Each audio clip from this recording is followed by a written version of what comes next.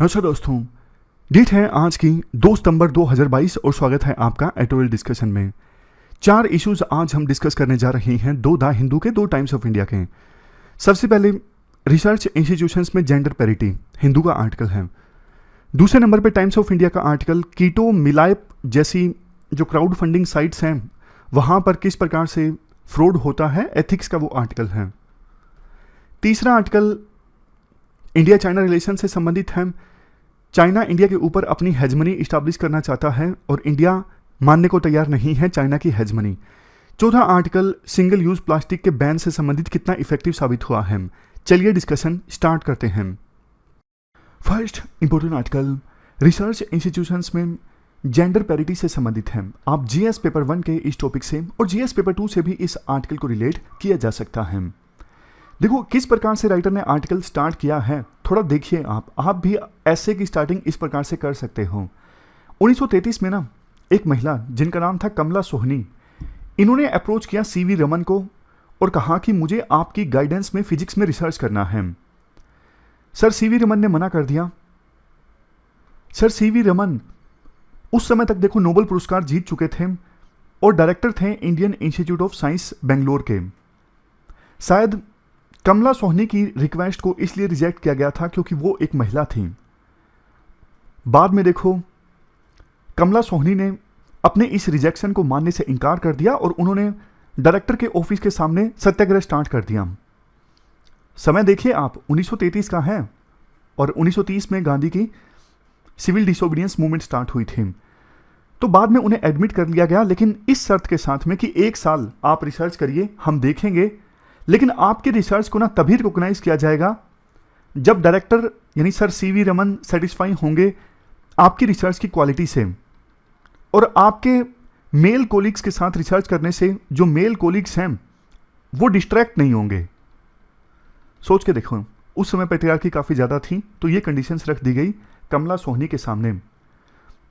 और देखिए एग्जाम्पल्स, 1937 में प्रोफेसर DM बोस, इन्होंने ना बीबा चौधरी को अपने रिसर्च ग्रुप में इंक्लूड करने से मना कर दिया था, ये कहते हुए कि मेरे पास से इनफ रिसर्च प्रोजेक्ट्स नहीं है एक महिला को असाइन करने के लिए। लेकिन बीबा चौधरी इस बात से झुकी नहीं, हटी नहीं। उन्होंने DM बोस के रिसर्च ग्रुप को ज्वाइन किया और बाद में उन्होंने कॉस्मिक रेस पर काफ़ी अच्छा वर्क किया। उन्होंने बहुत इंपॉर्टेंट रोल प्ले किया मिसोन्स, जो सब एटॉमिक पार्टिकल्स है ना, उनका मास डिटरमाइन करने में। तो ये दूसरा इंसिडेंट है। एक और इंसिडेंट का जिक्र किया जाता है हाल फिलहाल में। 2018 में प्रोफेसर एलेजेंड्रो स्ट्रूमिया, पीसा यूनिवर्सिटी के प्रोफेसर थे, CERN यानी European Organization for Nuclear Research, Switzerland में काम कर रहे थे इस प्रोजेक्ट में।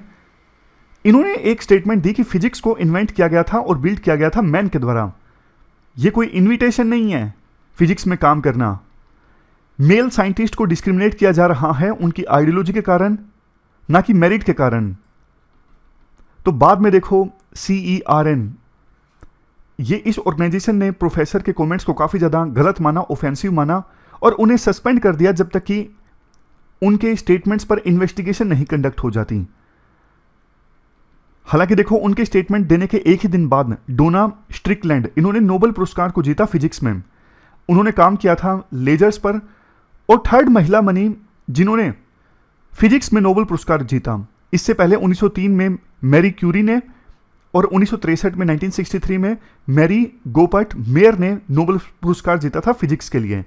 तो ये तीनों इंसिडेंट्स मैंने आपको इसलिए बताया क्योंकि इनको आप इस्तेमाल कर सकते हो अगर ऐसे पूछा जाता है इस इशू पर। तब आजकल तो यूपीएससी ज़्यादा फिलोसफिकल एसेस पूछने लगी हैं, लेकिन थीम कहीं ना कहीं इसी से संबंधित होती है। जैसे वुमन की थीम हो गई, रिसर्च की थीम हो गई, टेक्नोलॉजी से संबंधित थीम हो गई, लेकिन उनमें ना फिलोसफिकल एलिमेंट ऐड कर दिया जाता है।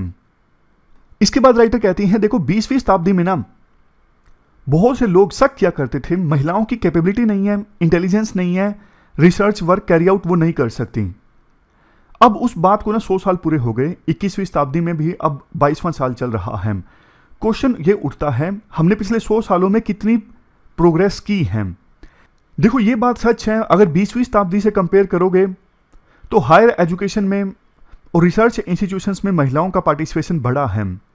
लेकिन उतना ज़्यादा नहीं बढ़ा है जितना कि बढ़ना चाहिए था। सरकार ने कुछ स्कीम्स लॉन्च की हैं, अच्छी बात है, जैसे गति एक स्कीम है, gender advancement for transforming institutions. ये एक पायलट प्रोजेक्ट है department of science and technology का, ताकि साइंस एंड टेक्नोलॉजी संबंधित इंस्टीट्यूशंस में जेंडर इक्विटी को प्रमोट किया जा सके। एक और स्कीम है Kiran, knowledge involvement in research advancement through nurturing. इसमें क्या होता है, जो वुमेन साइंटिस्ट है ना, उनको एंकरेज किया जाता है कि आप अपने साइंस एंड टेक्नोलॉजी में अपने करियर को ड्रॉप मत कीजिए।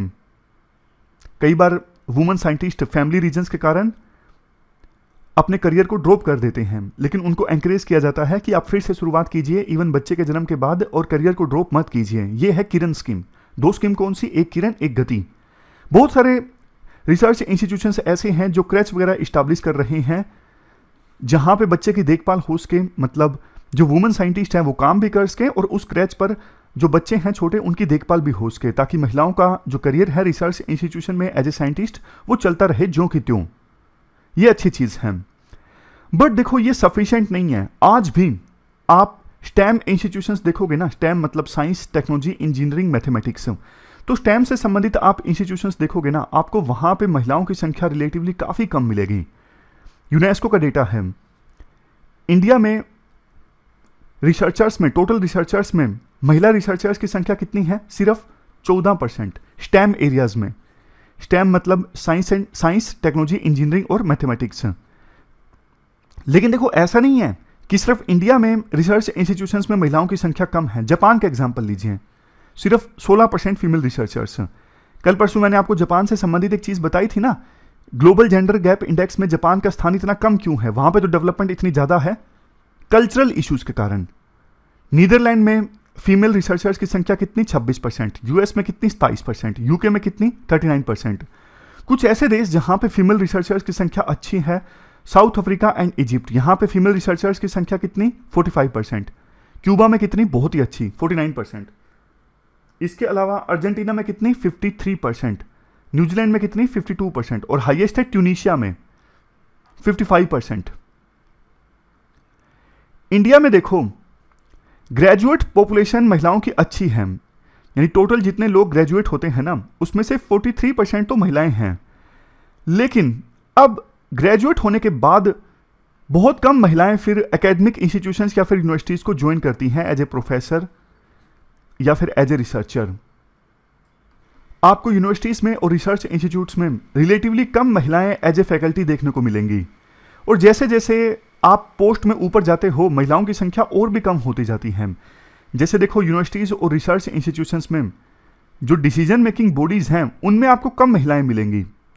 अब इसके बाद देखो साइंस एकेडमीज में महिलाओं की पार्टिसिपेशन से संबंधित डेटा है, इसको आप छोड़ सकते हो, ये इंपॉर्टेंट नहीं है इतना। देखो डेटा से फायदा होता है, 1 मार्क या फिर आधा मार्क भी बढ़ जाए तो फायदे की बात है, वैल्यू एडिशन हो जाता है। लेकिन डेटा को यूज कीजिए सिलेक्टिव बेसिस पे, जो सही डेटा हो। जैसे ये डेटा देखिए, इसको आप यूज कर सकते हो। आईआईटी मद्रास में टोटल प्रोफेसर्स हैं 314, महिलाएं कितनी, सिर्फ 31। आईआईटी बॉम्बे में टोटल प्रोफेसर्स 143, महिलाएं कितनी, सिर्फ 25। अब डिसीजन मेकिंग बॉडी की हम बात कर रहे थे, यूजीसी के अनुसार 54 जो सेंट्रल यूनिवर्सिटीज है ना, उसमें से 7 सिर्फ महिला वाइस चांसलर्स हैं। 456 यानी 456 स्टेट यूनिवर्सिटीज हैं, इनमें से महिला वाइस चांसलर्स की संख्या है सिर्फ 52। डीम्ड यूनिवर्सिटीज 126, महिला वाइस चांसलर्स कितनी, सिर्फ 10। 419 private universities, female vice chancellors की संख्या कितनी, सिर्फ 23। समझ गए आप डेटा की सहायता से कि एकेडमिक्स में और रिसर्च इंस्टीट्यूशंस में अभी भी महिलाओं का पार्टिसिपेशन बहुत कम है। दूसरी तरफ देखो वैसे कॉर्पोरेट सेक्टर में तो महिलाओं का पार्टिसिपेशन बढ़ा है। आपको आज के समय में इंडिया में कॉर्पोरेट सेक्टर में ज़्यादा महिलाएं देखने को मिलेंगी सीनियर मैनेजमेंट पोजीशंस में। संख्या की बात करें तो 39%, जो ग्लोबल एवरेज से भी ज़्यादा है। फॉर्च्यून 500 कंपनीज जो डेटा रिलीज करती हैं उसके अनुसार number of women CEOs India में 15% है, और प्राइवेट एंटरप्राइजेज में जो बोर्ड होता है मैनेजमेंट का बोर्ड, उसमें फीमेल बोर्ड मेंबर्स की संख्या भी लगातार बढ़ रही है। 2016 में 15%, 2018 में 16.9%, 2022 में 19.7%। और ऐसा देखो इसलिए है, राइटर रीजंस बताते हैं। एक तो देखो कॉर्पोरेट सेक्टर में बहुत कुछ ना मार्केट डिसाइड करती है, और मार्केट बाइस्ड नहीं होती, मार्केट हमेशा सही डिसीजन लेती है, मार्केट हमेशा मेरिट को प्रमोट करती है। तो महिलाएं अगर कॉर्पोरेट सेक्टर में आगे बढ़ रही हैं तो इसका मतलब उनमें मेरिट है, तभी तो वो आगे बढ़ रही हैं। लेकिन रिसर्च इंस्टीट्यूशंस में ऐसा नहीं हो रहा है। दूसरा रीजन राइटर ये बताते हैं, कॉर्पोरेट सेक्टर में महिलाओं के पार्टिसिपेशन को इंक्रीज करने के लिए ना सरकार ने काफ़ी पहले स्टार्ट किए थे 1990s में। उसका इम्पैक्ट अभी देखने को मिल रहा है, जैसे flexi hour work time, rejoining the workforce after interim break, sections operated only by women. ये कुछ ऐसे स्टेप्स थे जो सरकार ने लिए थे 1990s में, जिसका इम्पैक्ट अभी देखने को मिल रहा है। और अभी जो साइंस एंड टेक्नोलॉजी डिपार्टमेंट ने ये स्कीम चलाई है ना, गति, किरण, इनका इम्पैक्ट भी आगे आगे देखने को मिलेगा अच्छे से। उम्मीद ये करते हैं 2047 आते आते जब आज़ादी को 100 साल पूरे हो जाएंगे ना, तो रिसर्च इंस्टीट्यूशंस में, एकेडमिक्स में जेंडर पैरिटी देखने को मिलेगी। तो ये पूरा आर्टिकल हमने डिस्कस किया, चलते हैं आगे। इसके बाद next article crowd funding sites में फ्रॉड से संबंधित है। आप जीएस पेपर 4 यानी एथिक्स से इस आर्टिकल को रिलेट कर सकते हो। बहुत बार आपने यूट्यूब पे ना कीटो, मिलाप, इन वेबसाइट्स की ऐड देखी होगी, जिसमें यह दिखाया जाता है कि बच्चा काफ़ी बीमार है और सर्जरी के लिए इमीडिएट पैसों की आवश्यकता है। देखो, जहां एक तरफ इस प्रकार से क्राउड फंडिंग होती है, लोग पैसा इकट्ठा करके देते हैं थोड़ा थोड़ा, और जो ज़रूरतमंद है उनकी सर्जरी हो जाती है। ये काफ़ी बढ़िया इनोवेशन है, मतलब ज़रूरतमंद लोगों को इससे काफ़ी फ़ायदा हो जाता है। लेकिन देखो वही चीज़ जैसे बैगिंग में होता है ना, आज के समय में बहुत से लोग इसलिए बैगिंग करते हैं कि बस उनके बिना कुछ करे ज़्यादा पैसे बन जाते हैं, तो इसलिए उनको देने का मन नहीं करता कि या तो जो बैगर है वो नशा करेगा या फिर वो कमा सकता है, कमाता नहीं है, जानबूझ के गलत आदत लग चुकी है। तो इस वजह से ना बहुत फ्रॉड होने लगा है। उसी प्रकार से ये जो क्राउड फंडिंग साइट्स है ना, कीटो, मिलाप, यहाँ पे तो बहुत ही ज़्यादा फ्रॉड होता है। मैं आपको एग्जांपल्स देके बताता हूँ। जैसे ये डॉक्यूमेंट है ना क्राउड फंडिंग साइट कीटो पर, ये फोटोशॉप्ड है, मतलब गलत ढंग से डॉक्यूमेंट बनवाया गया है, ऐसी कोई सर्जरी होनी ही नहीं थी। दूसरा एग्जाम्पल देखिए, गाल ब्लैडर संबंधित कोई प्रॉब्लम थी, उससे रिकवर करने के लिए क्राउड फंडिंग की गई। कितने की? पैसा इकट्ठा करना था 20 लाख और पैसा इकट्ठा हो गया 33.5 लाख। तो डॉक्टर कहते हैं, जिन्होंने ये पूरा इशू रेज किया हाल फिलहाल में, वो कहते हैं 25 से 30 लाख के बीच में तो पूरा लीवर ट्रांसप्लांट हो जाता है, और अगर गाल ब्लैडर को रिमूव भी करना हो तो भी सर्जरी ज़्यादा से ज़्यादा 2-2.5 लाख की होती है। लेकिन पैसा इकट्ठा हो गया 33.5 लाख। किसने ये पैसा यूज़ किया कोई नहीं जानता। ये तो सिर्फ 2 इश्यूज हैं। पहला इशू क्या, फर्जी डॉक्यूमेंट्स इस्तेमाल किए जाते हैं क्राउड फंडिंग के लिए, और बाद में उससे कोई सर्जरी नहीं होती, पैसा खा जाते हैं जिन्होंने ये रेज किया था पूरा कैंपेन। दूसरा, कॉस्ट बहुत ज़्यादा बढ़ा चढ़ा के लिखी जाती है। छोटी छोटी सर्जरीज जो इवन 50,000 में हो जाती हैं, 1 लाख में हो जाती हैं, उसके लिए 20-20 लाख रुपए इकट्ठा कर लिए जाते हैं। और बहुत बार ये चीज़ें हॉस्पिटल में जो डॉक्टर्स होते हैं उनके साथ मिलके होती हैं। मतलब हॉस्पिटल वाले कह देते हैं कि आपको कुछ नहीं देना, हम कैंपेन चला देते हैं, और डॉक्टर्स ही सब कुछ मैनेज करते हैं, उनको बोल देते हैं कि आपकी तरफ से कैंपेन चला दिया गया है, आपकी सर्जरी हो जाएगी। मतलब कुछ केसेस ऐसे होते हैं जिसमें डॉक्टर्स की मिली भगत होती है, कुछ केसेस ऐसे होते हैं जिसमें जिन्होंने कैंपेन चलाया है वो जानबूझ के पैसा कमाने के लिए ऐसा करते हैं। और कई बार पता क्या होता है, ऐसे हॉस्पिटल्स जो देखो प्रधानमंत्री जन आरोग्य योजना के पैनल में आते हैं। प्रधानमंत्री जन आरोग्य योजना में क्या होता है आपको पता है, 5 लाख तक का इंश्योरेंस मिलता है, तो उस स्कीम के तहत इलाज करवाया जा सकता है। प्रधानमंत्री जन आरोग्य योजना, इवन वो पेशेंट भी उस स्कीम के तहत इलाज करवाने के बजाय हॉस्पिटल स्टाफ के कहने पर कैंपेन लॉन्च कर देते हैं और 10-10, 20-20 लाख रुपए इकट्ठा कर लेते हैं छोटी सी सर्जरी के लिए। डॉक्टर प्रशांत मिश्रा जो डॉक्टर हैं जिन्होंने ये पूरा इशू रेज किया, और इनके इशू रेज करने के बाद और काफ़ी सारे डॉक्टर सामने आए, जैसे डॉक्टर केतन पारिक, काफ़ी सीनियर डॉक्टर हैं। ये कहते हैं कि मेरे पास ना एक महिला ने कॉन्टैक्ट किया सर्जरी के लिए। वो सर्जरी 3 से 4 लाख रुपए में इंडिया में आसानी से हो सकती थी। वो महिला रहती थी ऑस्ट्रेलिया में, और जिस सर्जरी की वो बात कर रही थी वो सर्जरी 3 से 4 लाख में हो जाती। लेकिन उन्होंने मुझसे कहा कि आप डॉक्यूमेंट बना दीजिए, मैं सर्जरी करवाना चाहती हूँ बोस्टन में, और इसके लिए मुझे 2 करोड़ रुपए चाहिए। तो ये तो देखो साफ साफ चीटिंग हुई, डोनर से चीटिंग हुई, जो मतलब जेन्युइनली डोनेट करना चाहते हैं यूट्यूब पर ऐसी एड्स देखकर। देखो बहुत बार आपने भी डोनेट किया होगा, नहीं किया होगा तो कई बार गिल्ट भी आता है। मतलब वो ऐसी ऐसी वीडियो डालते हैं कि अंदर से गिल्ट भी आता है। हर बार तो आप डोनेट भी नहीं कर सकते, आपकी भी रिसोर्सेज लिमिटेड हैं, तो आपको अंदर से बुरा लगता है वो ऐड देखकर। लेकिन जब ये पता लगता है कि आपके साथ फ्रॉड भी हो जाता है बहुत बार, तो बहुत बुरा लगता है। तो जेन्युइन डोनेटर्स है ना, आगे से फिर ना डोनेट करने से हिचकिचाएंगे। डॉक्टर्स कहते हैं बहुत बार अगर आप इन कैंपेन्स को ध्यान से देखोगे ना, कुछ यूजर्स ने बहुत पैसा डोनेट किया होता है, 4 लाख, 5 लाख, 5.5 लाख। लेकिन देखो डॉक्टर कहते हैं, स्पेशली इस बात को मैं क्वेश्चंस नहीं रेज कर रहा हूं, जो लोग डोनेट करते हैं वो अच्छी चीज है, इतना बड़ा डोनेशन के लिए दिल चाहिए जाहिर तौर पर। लेकिन ऐसा लगता है कि कहीं ऐसा ना हो कि ब्लैक मनी को व्हाइट मनी में कन्वर्ट करने का ये एक प्रकार से बिजनेस हो हॉस्पिटल्स का, तो इसमें जांच होनी चाहिए।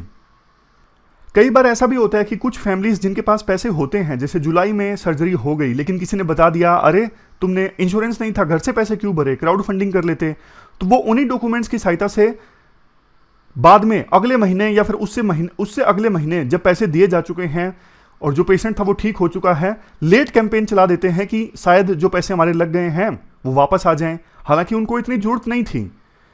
तो इस मामले में देखो जो ये क्राउड फंडिंग साइट्स है ना, मिलाप, कीटो, इनका ना तो कोई ऑडिटिंग का मैकेनिज्म है। मतलब कैंपेन आता है तो कम से कम इनको ध्यान से देखना चाहिए ना, इनके पास डॉक्टर्स की टीम होनी चाहिए कि जो कैंपेन चलाया जा रहा है क्या वो सही है, डॉक्यूमेंट सही हैं, ये देखना चाहिए कि वास्तव में इतनी ही कॉस्ट आती है सर्जरी में या फिर कॉस्ट को बहुत ज़्यादा इंक्रीज कर दिया गया है। लेकिन ये वेबसाइट्स अभी ऐसा कुछ नहीं करती, तो ये बहुत गलत चीज़ है।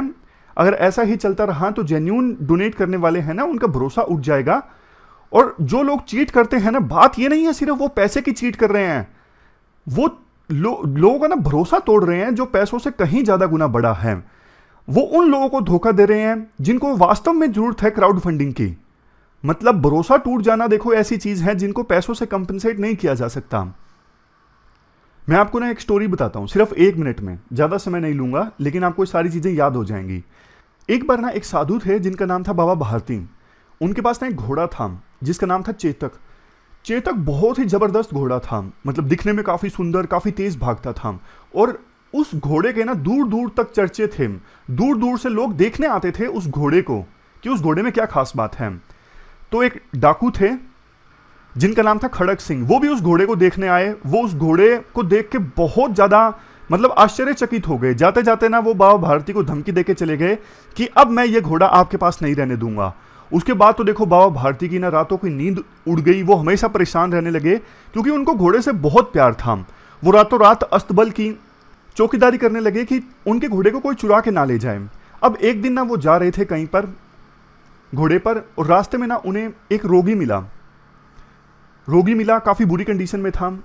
और बाबा भारती ने पूछा कि आप यहाँ क्यों बैठे हो। उन्होंने कहा कि पास के गांव में जाना है, वहां पे वैद्य है, उससे इलाज करवाना है।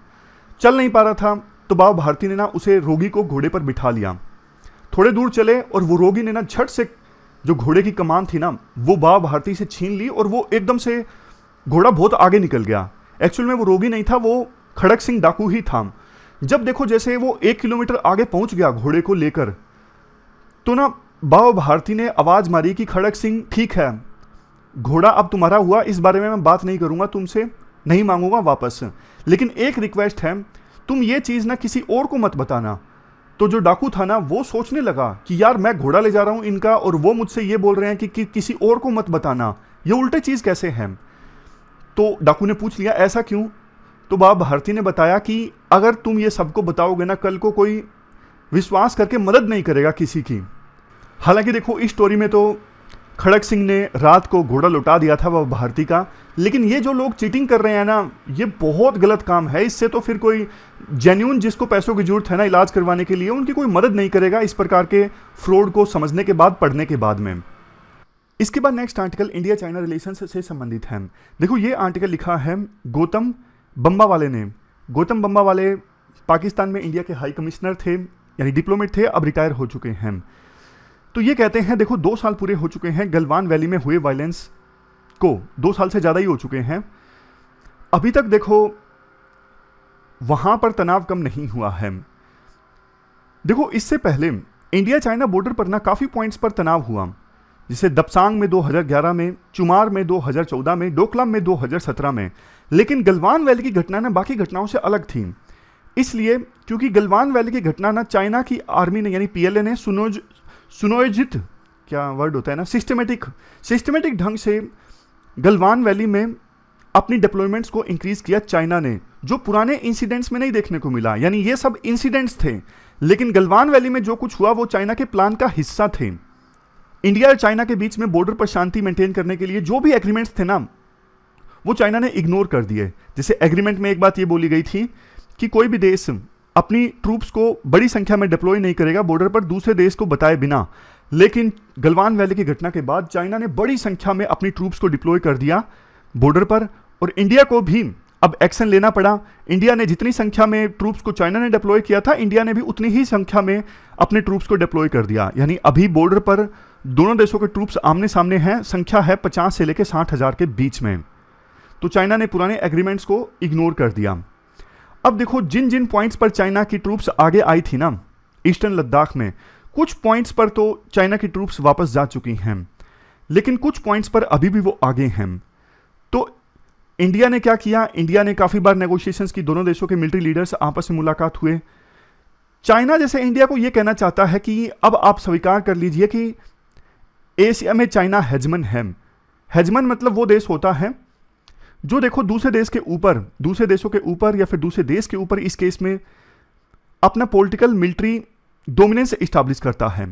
यानी चाइना जब इंडिया को ये मानता है ना कि हम हेजमन है एशिया में, यानी इंडिया को संकेत दे रहा है कि आप ये मान लीजिए पूरे एशिया में हमारी डोमिनेंस है। वैसे चाइना तो यूएसए को रिप्लेस करके पूरे वर्ल्ड का लीडर बनना चाहता है, बात इंडिया की नहीं है। लेकिन इंडिया ने जिस प्रकार का जवाब दिया है ना चाइना को, इक्वल संख्या में ट्रूप्स को डिप्लॉय कर दिया, तो इंडिया भी सिग्नल दे रहा है पूरे वर्ल्ड को कि हम चाइना की हेजमनी स्वीकार करने को तैयार नहीं है, हम चाइना की डोमिनेंस स्वीकार करने को तैयार नहीं है। इंडिया ने चाइना का रिप्लाई किया अपने तरीके से, जैसे देखो इक्वल संख्या में ट्रूप्स को डिप्लॉय कर दिया। दूसरा, साफ तौर पर चाइना को बोल दिया कि देखो अगर ऐसा ही चलता रहा तो नॉर्मल रिलेशंस नहीं चलेंगे इंडिया और चाइना के बीच में। चाइना की बहुत सारी एप्लीकेशंस को बैन कर दिया। अब लोग बोलते हैं इससे फर्क नहीं पड़ता। बात देखो फर्क पड़ने की नहीं है, बात सिग्नल देने की है कि आप जो कर रहे हैं वो इंडिया को बिल्कुल भी स्वीकार्य नहीं है। चाइना ये चाहता है कि बॉर्डर पर तनाव चलता रहे, लेकिन बाकी इंडिया चाइना के रिलेशंस नॉर्मल रहे। लेकिन इंडिया ने साफ तौर पे बता दिया है कि भैया ऐसा पॉसिबल नहीं है कि बॉर्डर पर तनाव रहे और हमारे रिलेशंस नॉर्मली चलते रहे। इंडिया ने और भी काफी सारे एक्शंस लिए, जैसे चाइना के लिए एफडीआई रूल्स चेंज कर दिए, 5G ट्रायल्स में चाइना की फर्म्स को एलिमिनेट कर दिया और एप्लीकेशंस को बैन, ये तो हमने जाना ही।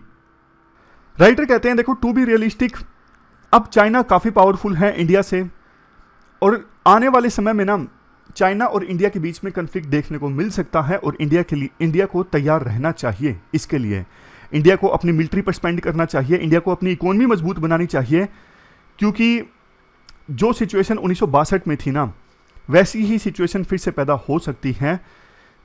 चाइना ध्यान भटकाने के लिए इंडिया के साथ वार स्टार्ट कर सकता है, जैसे यूएसए के साथ टेंशंस क्रिएट हो रही हैं, तो यूएसए साथ देगा नहीं देगा ताइवान का वाटर टेस्ट करने के लिए इंडिया के साथ युद्ध स्टार्ट कर सकता है चाइना। तो बहुत सारी चीज़ें हैं, इंडिया को सजग रहना चाहिए, अपनी मिलिट्री पे स्पेंड करना चाहिए। आने वाले 20 सालों में अगर इंडिया की इकोनॉमी मजबूत होगी ना, तो इंडिया ज़्यादा खर्च कर सकता है मिलिट्री पर, और चाइना और इंडिया के बीच में जो अभी पावर एसिमेट्री काफ़ी ज़्यादा है ना, वो पावर एसिमेट्री कम होगी। मीनवाइल इंडिया को लाइक माइंडेड कंट्रीज जैसे जापान, फ्रांस, यूएस, ऑस्ट्रेलिया और दूसरे लाइक माइंडेड कंट्रीज के साथ मिलकर काम करना चाहिए चाइना के चैलेंज का काउंटर करने के लिए। तो ये पूरा आर्टिकल हमने डिस्कस किया इंडिया चाइना रिलेशंस से संबंधित। चलते हैं आगे। तो ये पूरा आर्टिकल हमने डिस्कस किया क्राउड फंडिंग से संबंधित। अब नेक्स्ट जो आर्टिकल है सिंगल यूज प्लास्टिक के बैन को इफेक्टिव बनाने से संबंधित है। आप जीएस पेपर 3 के इस टॉपिक से आर्टिकल को रिलेट कर सकते हो। सिंगल यूज प्लास्टिक 1 जुलाई से बैन हो चुका है, आपको पता है, और नोटिफिकेशन जारी की थी इसके लिए plastic waste management amendment rules 2021 के अंतर्गत 12 अगस्त 2021 को। आज़ादी का अमृत महोत्सव चल रहा है, यानी 75 साल पूरे हो गए हैं देश की आज़ादी को। तो इस मौके पे सरकार ने काफ़ी स्टेप्स लिए हैं, उसमें से एक है जो अनमैनेज्ड प्लास्टिक वेस्ट पोल्यूशन है ना, उस पर लगाम लगाना। देखो, सिंगल यूज प्लास्टिक वो प्लास्टिक होता है जो बस एक ही बार यूज हो पाता है, बाद में उसे फेंक दिया जाता है। बहुत सारे आइटम्स बैन किए गए हैं 1 जुलाई से, जैसे earbuds with plastic sticks, balloon sticks, plastic flags, candy sticks, ice cream sticks, polystyrene, thermocol for decoration, plates, cups, glasses, cutlery जैसे फोक्स, स्पून्स, नाइफ्स, स्ट्राज, ये सब चीज़ें बैन हो गई हैं। और देखो, प्लास्टिक की थैलियाँ अब जिनकी थिकनेस 75 माइक्रोन्स से कम है ना, वो बैन है। धीरे धीरे अब सरकार कहती है कि 31 दिसंबर 2022 के बाद में वो प्लास्टिक की थैलियाँ जिनकी थिकनेस 120 माइक्रोन से कम है उनको बैन कर दिया जाएगा। यानी फेस वाइज जो कैरी बैग्स है ना, उनको एलिमिनेट किया जा रहा है यूज से। वैसे इंडिया पहला ऐसा देश नहीं है जिसने प्लास्टिक्स को बैन किया हो।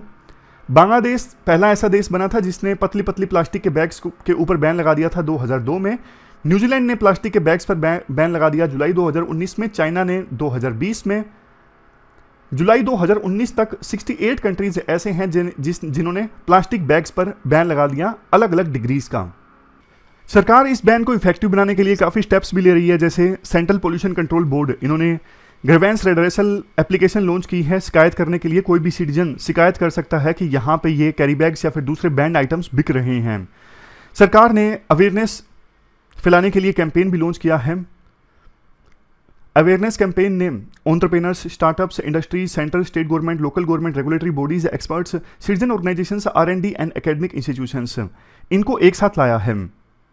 राइटर कहते हैं, देखो, बैन तभी सफल होगा तब जब सब स्टेक होल्डर्स एक साथ मिलकर काम करेंगे प्लास्टिक के यूज को एलिमिनेट करने के लिए। प्लास्टिक के यूज को एलिमिनेट करना ये सिर्फ सरकार की जिम्मेदारी नहीं है, ये सिटीजन्स की भी जिम्मेदारी है, इंडस्ट्रीज की भी जिम्मेदारी है, स्टार्टअप वालों की भी जिम्मेदारी है, रिसर्च इंस्टीट्यूशंस की भी जिम्मेदारी है। देखो, पास्ट में 25 इंडियन स्टेट्स ने कभी ना कभी प्लास्टिक को स्टेट लेवल पे बैन किया था, लेकिन इसका लिमिटेड इंपैक्ट देखने को मिला, क्योंकि ये प्लास्टिक के जो छोटे छोटे आइटम्स होते हैं ना, जैसे प्लास्टिक स्टिक्स, प्लास्टिक बैलून्स, ये नॉन ब्रांडेड आइटम्स हैं। इनका मैन्युफैक्चरिंग बिल्कुल डिसेंट्रलाइज्ड लेवल पे होता है, तो पता नहीं लग पाता कि किसने ये मार्केट में रिलीज किए, कैसे। इसलिए जनता की भागीदारी के बिना प्लास्टिक के यूज को पूरी तरह से खत्म नहीं किया जा सकता, ये सिंगल यूज प्लास्टिक के यूज को।